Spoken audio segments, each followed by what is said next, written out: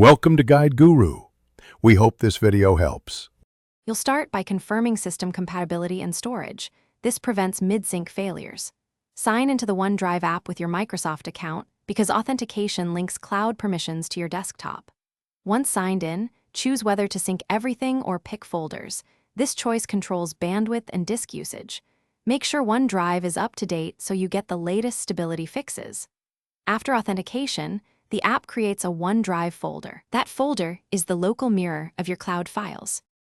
Once done with sign in, open OneDrive settings and go to Account to pick folders. This reduces unnecessary downloads and speeds initial sync. Enable files on demand if you want placeholders instead of full files.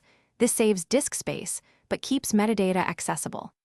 Next, configure bandwidth limits under network so sync won't hog your connection during work hours. Make sure selective sync choices reflect what you need offline. The app will then begin scanning and transferring files based on those preferences. To finish, watch the OneDrive icon for syncing status. Green means done, blue indicates active upload or download, and verify key files open locally. If a file won't sync, re-authenticate the account and confirm there's enough disk space.